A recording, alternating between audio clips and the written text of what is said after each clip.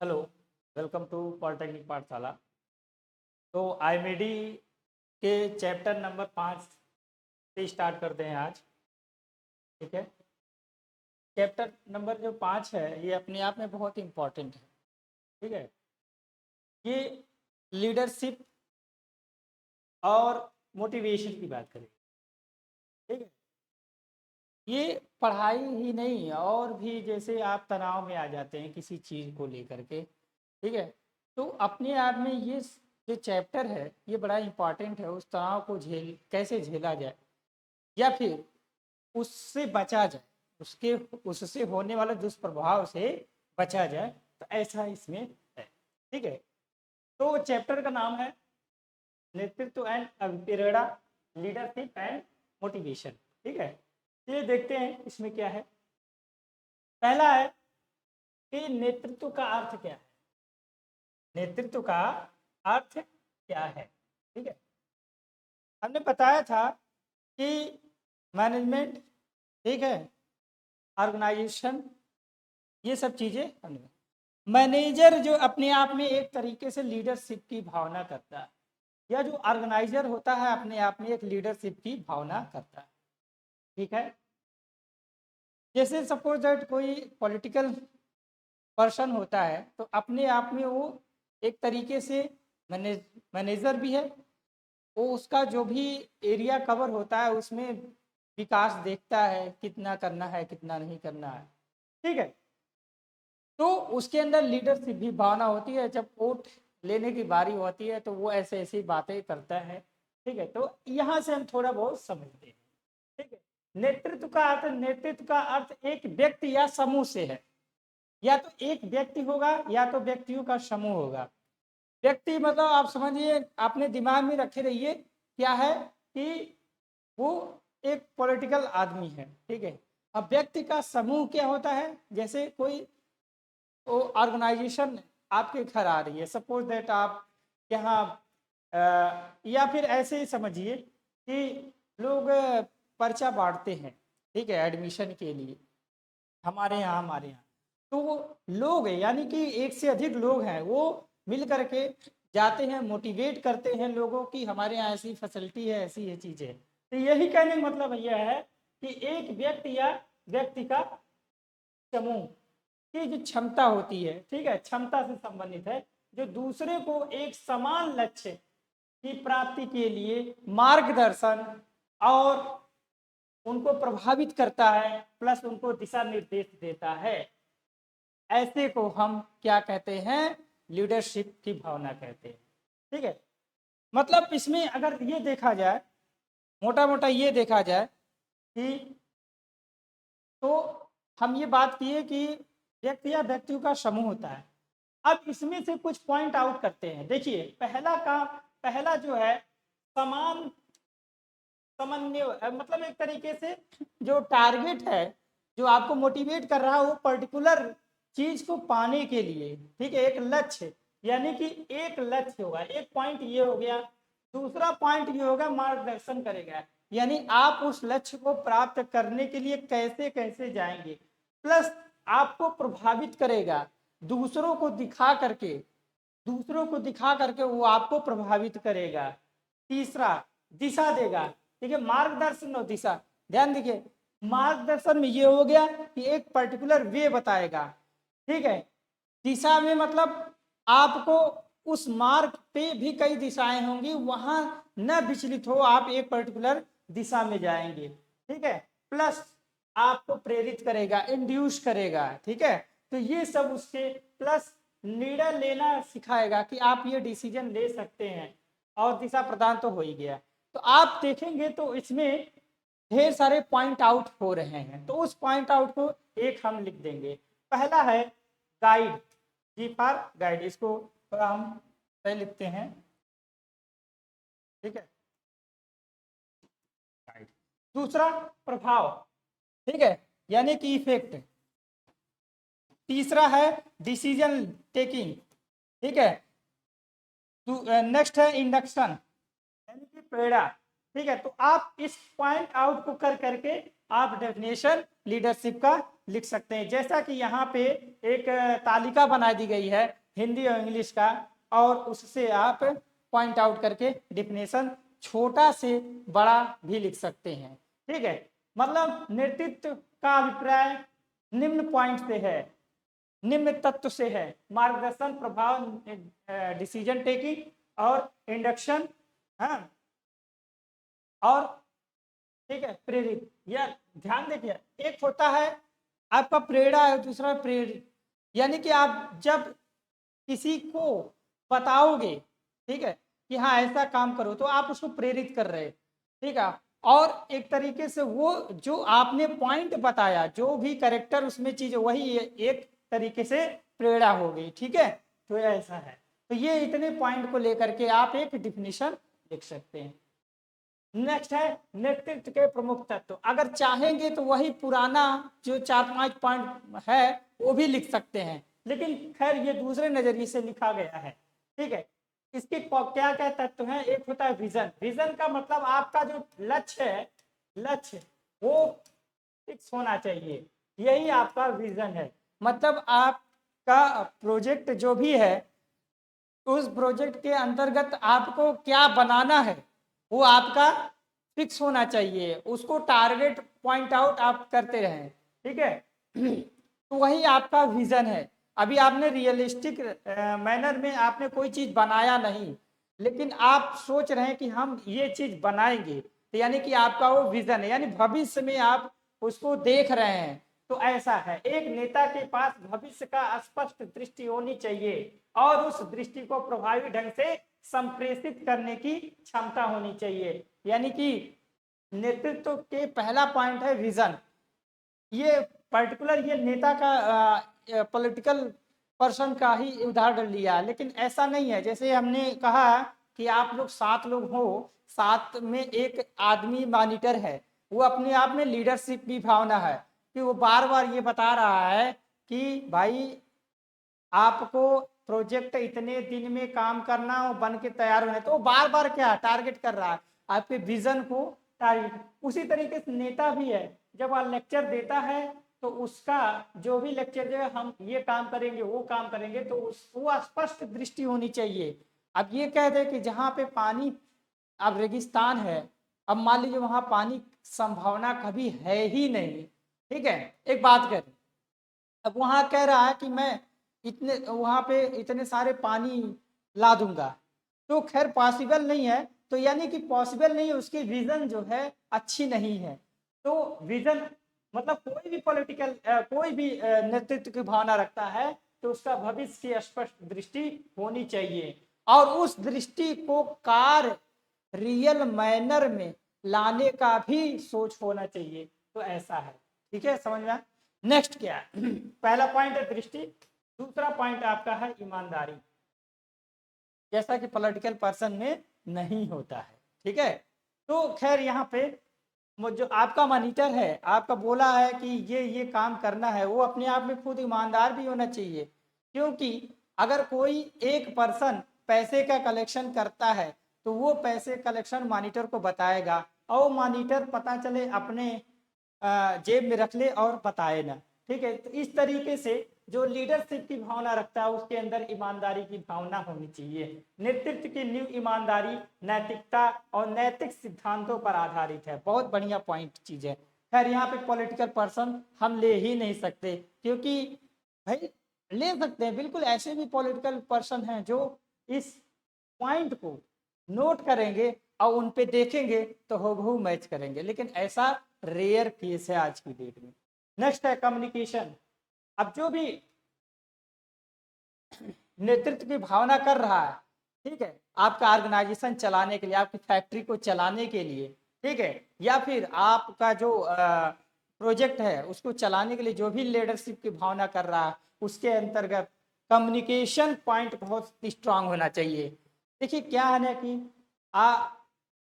कहीं कहीं कॉलेज में इंग्लिश में ही लोग बोलते हैं, कहीं कहीं कॉलेज में हिंदी में ही बोलते हैं, कहीं कहीं मिक्स बोलते हैं, तो अपना अलग चीज, अपना अलग छाप छोड़ते हैं वो लोग। तो जो भी नेता है कुछ ऐसे नेता होते हैं जो हिंदी में भी अच्छा एक्सपर्ट है, इंग्लिश में भी अच्छा एक्सपर्ट है, यानी कि वो अपनी बात को कम्युनिकेट संचारित इस तरीके से कर रहे हैं इजी वे में, ठीक है, कि सुनने वाला, हाँ, वो सुनने वाला अच्छे से समझ जाए। तो लीडरशिप की भावना में तीसरा जो पॉइंट है वो कम्युनिकेशन का है, ठीक है। लिखा है दूसरे के साथ दृष्टि, लक्ष्यों, अपेक्षाओं को साझा करने के लिए प्रभावी संचार महत्वपूर्ण है, ठीक है। नेक्स्ट है कंक्लूजन, इसका है कंक्लूजन, यही डेफिनेशन आप लिख सकते हैं, जो कंक्लूजन लिखा गया है यही आप डेफिनेशन भी लिख सकते हैं, ठीक है। नेतृत्व एक बहुआमी कौशल है, पहला पॉइंट, नेतृत्व क्या है, बहुआमी कौशल है, ठीक है। यानी कि अगर नेता कोई चीज बोल रहा है तो पता है हर चीज के बारे में बोलेगा, ठीक है, व्यापारियों को भी बोलेगा, गरीबों को भी बोलेगा, ठीक है, समझे, और छोटे मोटे जो रोजगार पैदा करने वाले हैं उनको भी बोलेगा, तो हर चीज को लेके चलेगा। तो लीडर यानी कि आपका मॉनिटर अगर है, भाई हमने बताया था ना, ग्रुप में 7 लोग हैं, 7 में एक मॉनिटर है, वो अपने आप में लीडरशिप की भावना कर रहा है, अगर उसके अंतर्गत वो सभी को 6 जो काम डिस्ट्रीब्यूट हुआ है उनको 6 में बराबर निगाह देगा, यानी बहुआमी कौशल है, जिसमें दूसरे का मार्गदर्शन, प्रभाव और प्रेरणा शामिल है, ठीक है। एक सफल नेता दृष्टि, ईमानदारी और संचार का सहानुभूति और संतुलन बनकर लक्ष्यों को प्राप्त करता है, ठीक है, और सकारात्मक परिणाम उत्पन्न करता है, ठीक है। तो ये लीडरशिप की डिफिनेशन और उसके एलिमेंट।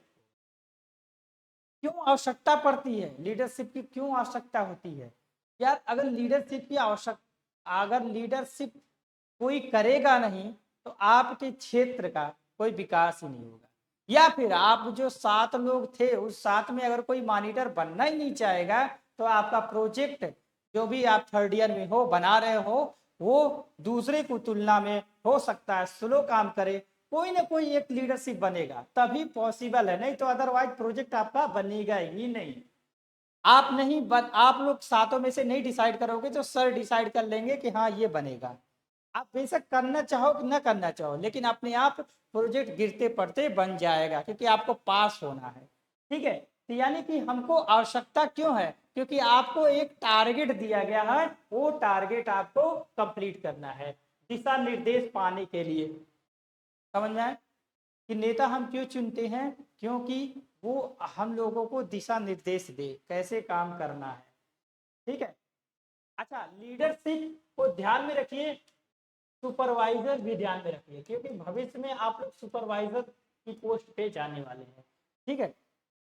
तो सुपरवाइजर का काम क्या होता है, एक तरीके से काम कराना होता है, यानी उसके अंदर लीडरशिप की भावना भी होती है, यानी कि खैर यहाँ बार बार नेता का एग्जाम्पल लिया जा रहा है, हम सुपरवाइजर का एक अच्छा जो सुपरवाइजर है वो उसकी दिशा निर्देश, ठीक है, दृष्टि और दिशा, विजन और डायरेक्शन, ठीक है, यानी कि जो आपका सुपरवाइजर है या किसी फैक्ट्री का सुपरवाइजर है वो क्या करेगा, टारगेट उसका फिक्स रहेगा, भाई हमको इतना काम आज करके दो, ठीक है, पहला बात। प्लस अगर मान लीजिए कोई भी कर्मचारी या कोई लेबर या कोई मजदूर काम कर रहा है और वो सही ढंग से नहीं काम कर रहा तो उनको दिशा भी दे कि भैया ऐसे काम करो, नहीं तो पता चला हमारा जो आज का टारगेट है कंप्लीट नहीं हो पाएगा, समझ में आया। तो ऐसे चीज को पाने के लिए हम लीडरशिप चुनते हैं, लिखा है ना। खैर एक नेता के संगठन के लिए स्पष्ट दृष्टि, वही सेम चीज अभी पहले बताया। नेक्स्ट है डिसीजन लेना, ठीक है, यहाँ बार बार नेता का उदाहरण लिया गया लेकिन हम उसको सुपरवाइजर की दृष्टि से देखते हैं, ठीक है। तो सुपरवाइजर क्या काम करता है, अगर मान लीजिए कोई भी प्रोडक्ट बन रहा है किसी फैक्ट्री में और सुपरवाइजर उसको देख रहा है और मान लीजिए 10 प्रोडक्ट बनना है और पता चला 8 ही प्रोडक्ट बन रहा है तो वो सोचेगा आखिर हो का क्या रहा है, ठीक है। तो पता चला एक किसी मशीन स्लो काम कर रही है या फिर वहां पे बार बार लाइट कट रही है तो वहां पे वो डिसीजन लेगा कुछ ना कुछ कि ठीक है कोई बात नहीं जैसे है चलने दो, कम से कम ये हमारा प्रोडक्ट, अच्छा 10 में से भाई आगे भी उसको जवाब देना, अधिकारियों को जवाब देना, सुपरवाइजर को, तो वो क्या कहेगा, कहेगा कि ठीक है हम आगे हम फॉरवर्ड करें कि ऐसी स्थिति है और हम इतना ही प्रोडक्ट दे पाएंगे, यानी कि वो एक डिसीजन ले ले रहा है। ठीक है, तो डिसीजन टेकिंग एंड मेकिंग, यहाँ मेकिंग है प्लस यहाँ पे डिसीजन टेकिंग भी कर लीजिए। मेकिंग में ये हो जाएगा कि कई लोगों के साथ कर्मचारियों के साथ मिलकर के एक डिसीजन बनाएगा, प्लस डिसीजन टेकिंग यानी अपने स्वयं वो एक डिसीजन बना देगा। ठीक है, दो पॉइंट हो गया। तीसरा पॉइंट है प्रेरणा उत्साह वर्धन, बहुत बढ़िया पॉइंट है। ठीक है, यानी लीडरशिप मतलब में क्या हो गया आपका कि प्रेरणा, और भाई जैसे कि हमने बताया एक कोई इम्प्लाई है उस वो नहीं सही से काम कर रहा तो उसको बार बार जाके फोकस करेगा कि नहीं यू कैन डू इट, ठीक है आप कर सकते हो, तो उसको एक तरीके से इंड्यूस कर रहा, प्रेरणा दे रहा है, प्लस उसका मार्गदर्शन कर रहा है। तो इसीलिए हम किसको चुनते हैं, लीडरशिप को चुनते हैं। ठीक है, समझ में आया। नेक्स्ट है कॉन्फ्लिक्ट रिजोल्यूशन, यानी कि अगर मान लीजिए सुपरवाइजर है, ठीक है ये सुपरवाइजर है, इसके अंतर्गत मान लीजिए 30 लोग काम कर रहे हैं। ठीक है, तो वो ये 30 लोग जो है हमने बताया नहीं था कि डिपार्टमेंट बांट दीजिए। ठीक है, डिपार्टमेंट बांट दीजिए, तो इस डिपार्टमेंट के इस डिपार्टमेंट से तालमेल अच्छा होना चाहिए, ये तो हमने लिखित में कहा। लेकिन अगर मान लीजिए बाय द वे कोई बात बिगड़ जाती है तो उसको निपटारा करने के लिए कौन आएगा, सुपरवाइजर या फिर नेता। ठीक है, जैसे मान लीजिए गांव में क्या होता है, कोई बात को लेकर के झगड़ा हो जाती है तो कौन आते हैं, वहाँ के नेता कौन, हमारे वहाँ के प्रधान जी हैं। ठीक है, उससे बड़े क्या हो जाएंगे, फिर और बड़े लेवल पे फिर नेता लोग आ जाएंगे। ठीक है, तो वो मामला समझेंगे और निपटारा कराएंगे। तो यानी कि ऐसे लोगों में विवाद समाधान करने की भी क्षमता होना चाहिए, प्लस नवाचार और परिवर्तन में परिबंधन। ठीक, अब मान लीजिए यहाँ पे काम चल रहा था, अब काम चल रहा था, कुछ ऐसी तकनीक नई आ गई। ठीक है, ऐसी तकनीक नहीं आई कि जहाँ पे 10 प्रोडक्ट बनता था, अब वहाँ पे क्या है कि 15 प्रोडक्ट बन सकता था। यानी कोई टेक्नोलॉजी, कोई मशीन जो पुरानी थी उसको हमें चेंज कर दिया गया। ठीक है, नई तरीके से, जैसे आप लेथ का एग्जांपल समझते हैं, लेथ के कैसे विकास हुआ, इंजन लेथ आया, सेंट्रल लेथ आया, ठीक है कैप्सन आया, टरेट आया, ठीक है उसके बाद एनसी आई, सीएनसी आई। तो ये एक तरीके से मशीनों का विकास हुआ। ठीक है, यानी टेक्नोलॉजी का विकास हुआ, तो उसको भी जो लीडरशिप की भावना कर रहा है उसको भी लेके आए, लोगों में बताए और उसका ट्रेनिंग दे। ठीक है, ऐसी भी भावना होनी चाहिए। ठीक है, नेक्स्ट, तो खैर ये सब उसके थे। नेक्स्ट है इंपॉर्टेंस ऑफ लीडरशिप। ठीक है,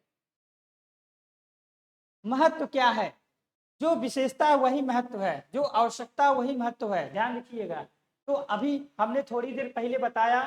ठीक है, तो दिशा, दृष्टिकोण और दिशा ये खैर आया ही है, फिर वही आया उत्साह, तो वही सेम चीज है। ठीक है, नेक्स्ट है डिसीजन मेकिंग प्लस टेकिंग। ठीक है, नेक्स्ट है ओ आया ना कि ये क्या है, समस्या का समाधान। ठीक है, नेक्स्ट है टीम बिल्डिंग या फिर टीम लीडरशिप। ठीक, जैसे हमने बताया ना कि आप लोग 7 ग्रुप है, तो 7 में एक मॉनिटर है, तो वो एक तरीके से टीम बिल्ड वो किया है कि भाई आप ये काम करोगे, आप ये काम करोगे, तो उसके अंदर टीम बिल्डिंग भी होनी चाहिए। ठीक है, नेक्स्ट है उत्तरदायित्व और जिम्मेदारी। कभी कभी क्या होता है, कोई बहुत बड़ी घटना हो जाती है, तो नेता अगर अपने सर पे ले ले, ठीक है, तो बाकी लोग बच जाएंगे, ऐसा होता भी है। ठीक है, लेकिन आजकल के नेता क्या है कि वो जनता को उत्तरदायित्व बना देते हैं। ठीक है, समझ में तो खैर मतलब जो सुपरवाइजर है या फिर जो नेता है, वो अपने आप में कोई भी प्रॉब्लम होता है तो अपने ऊपर जिम्मेदार लेने के लिए, हाँ मतलब अधोतारित होना चाहिए। ठीक है, तो यहाँ पे ये दिया है अकाउंटेबिलिटी एंड रिस्पॉन्सिबिलिटी होनी चाहिए। ठीक है, देखिए टीम के सदस्य उनके कार्यों के लिए जिम्मेदार ठहराता है। ठीक है, सेम वही चीज जो हमने बताया। नेक्स्ट है चेंज मैनेजमेंट। अब देखो चेंज मैनेजमेंट में ये हो गया कि अगर मान लीजिए आप 6 लोग थे प्रोजेक्ट में, अब 6 में से कोई एक जो है वो आपने मान लीजिए किसी को काम दिया था टाइपिंग करने का, टाइप करने का, अब उसकी स्पीड बहुत स्लो है, लेकिन एक कोई छुपा था उसकी स्पीड ज़्यादा थी लेकिन वो बता नहीं रहा था, अचानक आपने पकड़ लिया और उसको आपने टाइपिंग पे लगा दिया, तो आपका काम और तेजी से चलने लगा। यानी कि आप अपना मैनेजमेंट चेंज कर सकते हैं, ऐसी भावना रखे हैं तो यानी लीडरशिप अच्छी है आपकी। ठीक है, तो ऐसा ही है। नेक्स्ट है प्रभावी नेतृत्व के लिए विचार करने वाले तत्व, बहुत इंपॉर्टेंट है। यानी कि आपका लीडरशिप बहुत ही अच्छा है, इसके लिए कौन कौन सा पॉइंट होना चाहिए, ये होना चाहिए। तो बार बार वही चीज आ रही है, आपकी विजन जो है और गोल्स, ठीक है, ठीक है, आपका जो टारगेट है वो आप बार बार कर्मचारियों को ये याद दिलाइए, अपने अंडर जो भी लोग काम कर रहे हैं उनको बार बार याद दिलाइए कि आपको ये काम करके ये चीज बनाना है। ठीक है, यानी कि अच्छे जो लीडरशिप होते हैं उसमें विजन और गोल्स प्राप्त करने के लिए क्वालिटी होनी चाहिए। दृष्टि और लक्ष्यों को स्पष्ट रूप से परिभाषित करें। ठीक है, सुनिश्चित करें कि ये संगठन के मिशन के साथ मेल खाता है कि नहीं खाता है।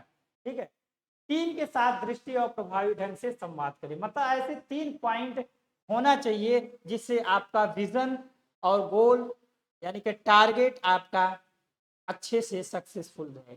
दूसरा पॉइंट कम्युनिकेशन स्किल, अगर मान लीजिए ऐसा लीडरशिप आपने चुन लिया जिस जो बोल ही नहीं पा रहा, देखिए 2 चीज होता है, एक डिजेबिलिटी होती है, डिजेबिलिटी में मतलब ये होता है कि आदमी मुंह से हकला रहा है या फिर भनभना रहा है यानी बोल नहीं पा रहा, बेशक अंदर उसके बहुत अच्छी क्वालिटी है, ठीक है, लेकिन डिजेबिलिटी है, तो ऐसा अपने जो कॉन्स्टिट्यूशन है ऐसा उसके साथ भेद नहीं कर सकता है, इसीलिए उसके लिए कोई ना कोई पर्टिकुलर आदमी रखा जाता है जो पीए कहलाता है, सचिव कहलाते हैं। ठीक है, तो ऐसा, लेकिन ये है कि अगर वो अच्छे से बोलता तो शायद और अच्छा नेतृत्व कर सकता था। तो कम्युनिकेशन स्किल अच्छी, सक्रिय सुनने का अभ्यास करें। ठीक है, यानी कि जो भी है कहीं जो लीडरशिप है वो जनता की बात सुने या फिर जो सुपरवाइजर है कर्मचारी की बात सुने। ठीक है, प्लस स्पष्ट और संक्षिप्त निर्देश प्रदान करे, यानी कि कैसे काम कराना है, ठीक है, सुपरवाइजर को कैसे काम कराना है, ठीक है, वो दिशा निर्देश दे। ठीक है, नेक्स्ट ये सुनना और प्लस बोलना ये दोनों अच्छा होना चाहिए। ठीक है, खुले और ईमानदार संवाद को प्रोत्साहित करें। ठीक है, नेक्स्ट है निर्णय निर्माण क्षमताएं। ठीक है, तो निर्णय निर्माण यहाँ डिसीजन टेकिंग मेकिंग की बात है, अगर कोई बात विवाद होती है तो उसमें कुछ डिसीजन कर्मचारियों के साथ बैठ के या फिर खुद ले सकता है और वो डिसीजन सर्वसम्मत से होना चाहिए। तो उसके अंदर ऐसी क्वालिटी होनी चाहिए कि ऐसा निर्णय ले ताकि कर्मचारियों के हित में, सभी के कर्मचारियों के हित में रहे। ठीक है, नेक्स्ट है टीम बिल्डिंग, अभी थोड़ी देर पहले आया। ठीक है, यानी कि वो जो आपका सुपरवाइजर है यानी कर्मचारियों को इस तरीके से बना के रखा है। ठीक है, नेक्स्ट है समस्या समाधान क्षमताएं, ये भी थोड़ी देर पहले बताया। ठीक है, नेक्स्ट है इमोशनल इंटेलिजेंस।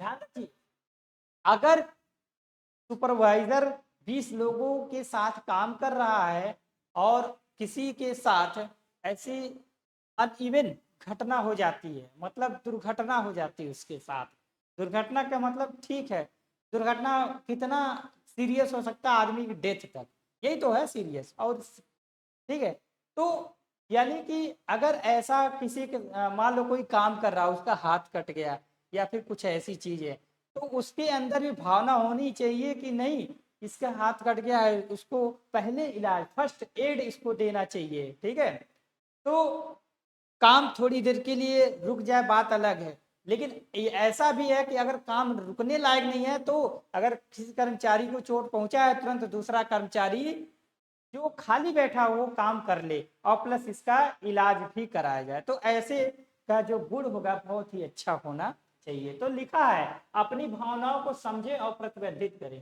ठीक है, दूसरी के भावनाओं को पहचाने और सहानुभूति स्पष्ट करें। तो यही चीज। नेक्स्ट, ईमानदारी और नैतिकता, बहुत बड़ी चीज है, ठीक है। एक लीडरशिप या सुपरवाइजर या मैनेजर या फिर ऑर्गेनाइजर या फिर ठेकेदार, सब एक ही तरह की चीजें हैं, ठीक है।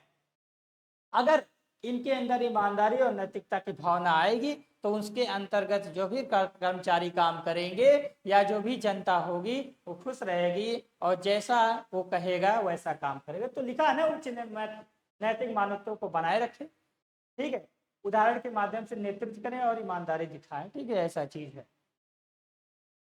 नेक्स्ट है अडेप्टेबिलिटी। अडेप्टेबिलिटी वही जो मैनेजमेंट हमने नहीं बदला था बीच में, उसी की बात कर रहे हैं, या फिर जो तकनीकी आपने अडाप्ट किया था उसी की बात कर रहे हैं।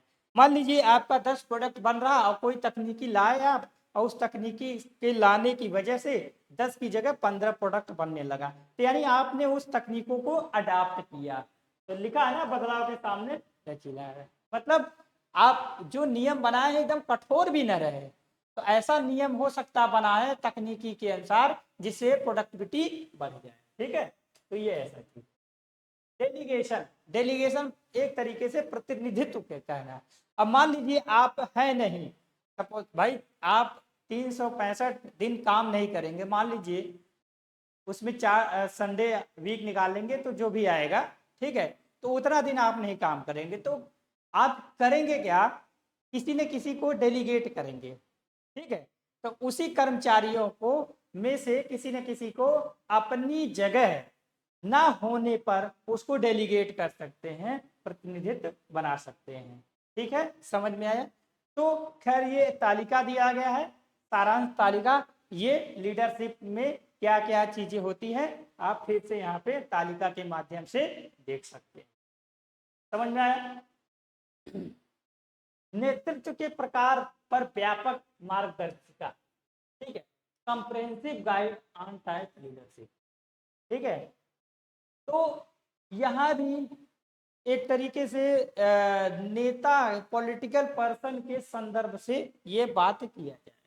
नेक्स्ट है ऑटोक्रेटिक लीडरशिप, ठीक है, अधिनायकवादी नेतृत्व होनी चाहिए, यानी कि ऐसा इसके अंतर्गत होना चाहिए कि लिखा नेता एक तरफा निर्णय लेते हैं, टीम के सदस्यों से बहुत अधिक सुझाव के बिना, यह शैली संकट स्थितियों में प्रभावी हो सकती है, ठीक है। यानी कि जानते हैं कि अब ऐसा हो गया, मान लीजिए कोई आपात आ गया है तो वहां पे कर्मचारियों के साथ मीटिंग नहीं करने जाएगा, भाई आपात हुआ है तो वो खुद भी डिसीजन ले सकता है। तो वही की बात है, ऑटोक्रेटिक मतलब अपने स्वयं वो डिसीजन ले सकता, लेकिन तब जब ऐसा आपात की स्थिति में आई, जैसे कोविड के टाइम पे नियम आदमी से पूछ के नहीं बनाए गए, ठीक है, नियम जो सरकार बनाई, ठीक है, वो सचिव लोग अपना मिले, वो भी एक तरीके से है, लेकिन ये क्या है कि एक तरीके से है कि मतलब जिस पे प्रभावी करना है उससे नहीं पूछा जा रहा। ये खैर तभी हो सकता है जब जब कोई संकट की स्थिति है, लेकिन इसमें टीम की मनोबल कम हो सकती है, सही बात है। जब उससे पूछा ही नहीं गया, नियम बना दिया गया, तो उसका मनोबल कम हो गया। लोकतांत्रिक में नेतृत्व समझ ही रहे हैं, ठीक है। ये अच्छा, ये नेतृत्व के प्रकार, सॉरी अभी हम कुछ और बता रहे थे, ये नेतृत्व के प्रकार ये हो गया कि स्वयं खुद नियम बना रहा है और थोप दे रहा है कि भाई ऐसे काम करो। नेक्स्ट है लोकतांत्रिक, यानी कि अब जनता की बात को सुनकर, यानी कि कर्मचारी की बात को सुन करके एक नियम बना रहा है। तो यही चीज है, नेता टीम के सदस्यों का निर्णय निर्माण प्रक्रिया में शामिल करते हैं, यह शैली सहयोग और प्रोत्साहित करती है और टीम को संतोषजनकता और उत्पादकता को बढ़ाती है। समझ में आया, यानी दो तरीके से, एक पहला है स्वयं, दूसरा लोगों से मिलकर के। तीसरा है परिवर्तनकारी नेतृत्व, ट्रांसफॉर्मेटिव लीडरशिप, ठीक है। ये ऐसा हो सकता है जिसमें मान लीजिए तकनीकी नई आती जा रही तो उसको आप चेंज करते रहें। अब मान लीजिए कोई कर्मचारी एक ही काम कर रहा है, ठीक है, तो ऐसा नहीं है, उसको एक ही काम मत करने दीजिए, उसको थोड़ा थोड़ा, जब वो काम रेस्ट में हो, यानी कि अगर वो इंटरेस्ट लेता है और वो रेस्ट में हो, तब उसको दूसरा काम भी सौंपे, ताकि वो चीज या सीखता रहे, तो तभी हो पाएगा। यानी कि कैसी हो जाएगी, ट्रांसफॉर्मेबल लीडरशिप यानी परिवर्तन। नेक्स्ट है लेन देन नेतृत्व। लेन देन नेतृत्व क्या मतलब होता है, जैसे नेता लोग हैं, ठीक है, ये क्या है, वोट लेते हैं, ठीक है, और विकास के नाम पे पैसा फंड देते हैं, सड़कें बनती हैं, ये बनती है, तो ऐसा ही वो लेन देन। नेक्स्ट है लासेस फेयर नेतृत्व, ठीक है, नेता एक हाथ से दूरदृष्टि अपनाते हैं, टीम के सदस्यों को निर्णय, देखिए इसमें क्या है कि पता है नेता एक मतलब पुतला हो जाता है, इस ऐसे लोग ऐसे टाइप में, वो बोलता बेशक है, लेकिन उसके नीचे जो काम करने वाले हैं वो अपना डिसीजन दे करके तब काम कराते हैं, तो ऐसे को कहते हैं लॉ से फेयर नेतृत्व, ठीक है।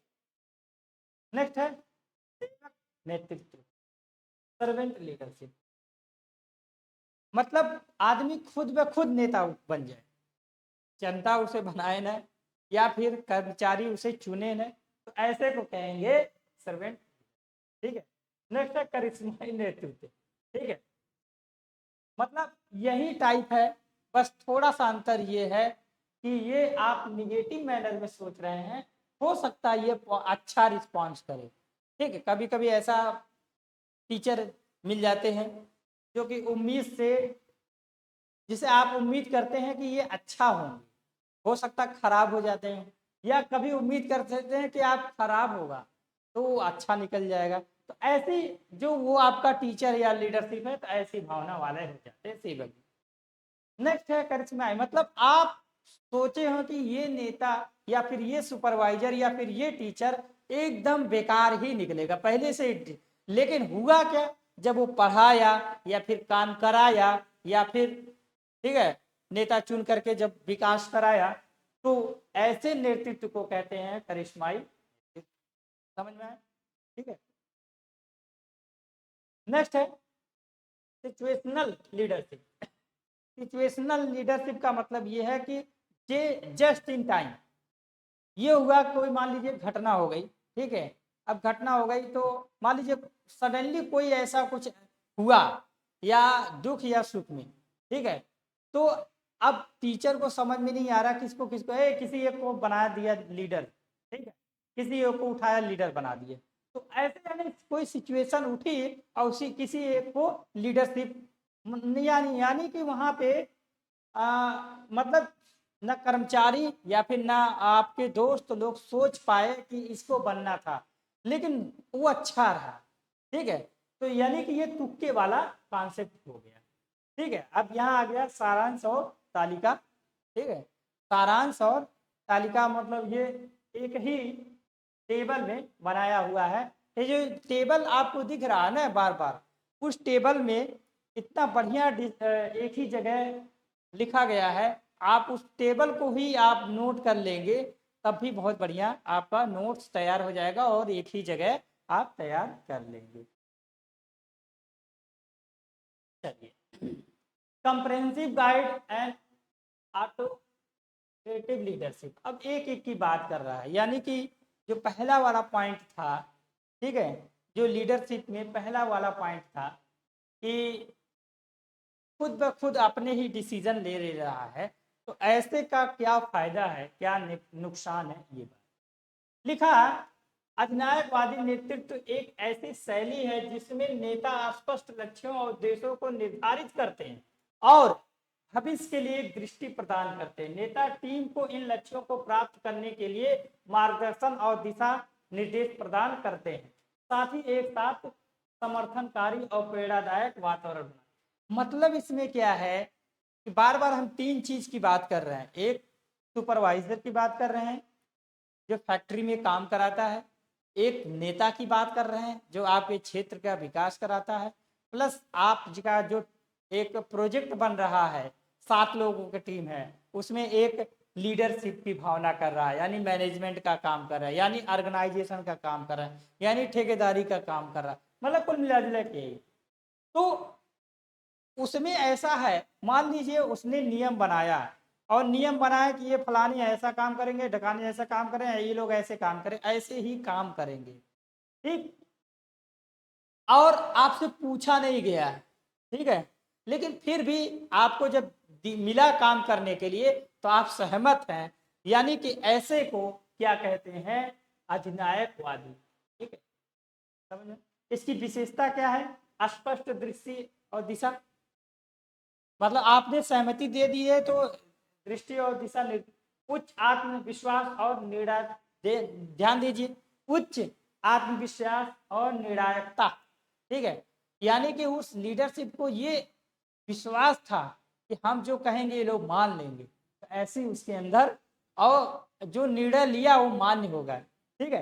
टीम को प्रेरित और प्रोत्साहित करने की भी क्षमता होनी चाहिए, अगर ऐसा लीडरशिप है, ठीक है, कि हमने जो नियम बना दिया है उसमें हम चेंज नहीं करेंगे, तो जब चेंज नहीं करोगे तो आपके अंदर ऐसी भावना होनी चाहिए लीड करने की कि वो सब लोग सहमति हो जाए, लक्ष्यों को सेट करने और प्राप्त करने का ध्यान किए, ठीक है, मतलब टारगेट आपका ये हो जाएगा। इसके एडवांटेज क्या है, एडवांटेज व्यक्ति की स्पष्ट दिशा, उच्च मानक सेट करने, ठीक है, चुनौतीपूर्ण लक्ष्यों का माध्यम से व्यक्तिगत और पेशेवर विकास को प्रोत्साहित करेगा, ठीक है, मजबूत टीम की एकजुटता और प्रतिबद्धता का निर्णय, ठीक है, इसमें बहुत मजबूत टीम होना चाहिए, ठीक है, अगर नहीं होगा तो क्या होगा, आपको डिसीजन टेकिंग और मेकिंग में प्रॉब्लम क्रिएट हो सकता है। इसकी हानि क्या है, यदि लचीलापन के साथ संतुलित नहीं किया, मतलब नियम खुद बनाया था, जब नियम खुद बनाया था, आपसे पूछा नहीं गया था, कर्मचारियों से पूछा नहीं गया था, तो कहाँ से वो लोग जान पाएंगे, अपनी बात बता पाएंगे, यानी अपने आप में लचीलापन नियम वो नहीं बनाया था, यानी कठोर नियम बनाया था, तो यही इसका डिसएडवांटेज है। दिशा निर्देश खुद डिसाइड किया था और आपसे पूछा नहीं गया था, तो हो सकता है प्रोजेक्ट फेल हो, तो दिक्कत हो सकता है, ठीक है, तो ऐसी हानियां हो। ये कब उपयोग, ऐसा कब उपयोग किया जाता है, ऐसी स्थिति में जहां मजबूत दिशा निर्देश की आवश्यकता हो, यानी कि जैसे मान लीजिए कोविड आ गया, तो कोविड में दिशा निर्देश दे दी गई तो उसको पालन करना ही करना है, तो ऐसी जगह पे जब टीम के सदस्य को उच्च मानकों तक पहुंचाने के लिए मार्गदर्शन और प्रेरणा की जरूरत हो, ठीक है, यानी वो मानक पे खरे उतरे हों, आपका जो टीम है मानक पे खरी उतरी है, तब आप ऐसा कर सकते। एग्जाम्पल, एक सीईओ एक नई कंपनी की दृष्टि को विकसित करता है, यानी सबसे ऊपर का काम है सीईओ, ठीक है, कोई नई कंपनी बना रहा है तो बना करके खुद लिखेगा ऐसा ऐसा ऐसा होना चाहिए, तो कहाँ आपसे पूछा, नई कंपनी है तो आपसे पूछा थोड़ी, वो तो बाद में आपको सेलेक्ट किया गया तब आपसे पूछा गया, ठीक है, तो ऐसा समझ में आए। हाँ, ये मिलिट्री वाला जो नियम होता है ना, जो कर्नल लोग हैं एक तरीके से वो भी क्या है, लीडरशिप की भावना करते हैं, तो वो नियम बनाते हैं, वो फौजियों से नहीं पूछते हैं कि भाई यहाँ तुम जाओगे वहां तो कुछ नहीं, तो ऐसे ही यहाँ पे ये वाला मेथड अपनाया जाता है। देख लीजिए, एक जगह डिफिनेशन है पर्टिकुलर, ठीक है, मतलब ये तालिका में सब लिखा है, आप इसको एक ही तालिका में देख सकते हैं, ठीक है, समझ में आया। अब बात करते हैं कॉम्प्रेहेंसिव गाइडलाइन डेमोक्रेटिक लीडरशिप, यानी कि अब कर्मचारियों से पूछ करके नियम बनाया जाएगा, ठीक है, जनता से पूछ करके नियम बनाया जाएगा, तो ऐसे को क्या कहेंगे, डेमोक्रेटिक लीडरशिप। लिखा है, लोकतांत्रिक नेतृत्व एक ऐसी शैली है जिसमें नेता, यहाँ नेता मतलब यहाँ सुपरवाइजर, ठीक है, टीम के सदस्यों को निर्णय निर्माण की प्रक्रिया में शामिल करते हैं, ठीक, समझ में, यानी डिसीजन जो बना रहे हैं उसमें आप कर्मचारियों को शामिल करते हैं, या फिर आप जो मॉनिटर है, वो मॉनिटर वो जो नियम बना रहा है उसको लोगों के साथ मीटिंग करके तब डिसीजन बना रहा है, ठीक है, तो ऐसा है। नेता मतलब यहाँ सुपरवाइजर सभी सदस्यों का राय लेते हैं और भागीदारी को प्रोत्साहित करते हैं, जिससे समूह के लिए लाभकारी और सामूहिक निर्णय लिया जाता है, जिससे टारगेट अचीव आपका हो जाएगा। इसकी विशेषताएं क्या है? टीम भागीदारी रहेगी, सभी सदस्य का राय रहेगा, सहयोग और टीम वर्क रहेगा। सही बात है, ये इसकी विशेषता है। इसके लाभ क्या है? सभी का मनोबल और संतोषजनक रहेगा, सब सहयोग रूप से काम करेंगे, अब विविध दृष्टिकोण और विचारों का लाभ उठता है इसमें। मतलब ये आपके अलावा जो 6 लोग हैं वो अपनी अपनी विचार देंगे, तो किसी का अच्छा होगा, किसी का बुरा होगा, तो बुरे वाले को हटा दो, अच्छे वाले को आप अचीव कर लो, यानी कि विभिन्न दृष्टिकोण वाली विचारें आएंगी। ठीक है, टीम सदस्य की प्रतिबद्धता और उत्तरदायित्व हो जाए। जब आपसे सलाह ले लिया गया है तो आप भी जिम्मेदार हो जाओगे, ये भी अपने। इसका हानियां क्या है? अब एक बात बताओ, हानियां क्या है? कि जब 50 लोग रहेंगे, 50 तरह की बातें करेंगे, तो डिसीजन लेने में कठिनाई आएगी। तो यही चीज है।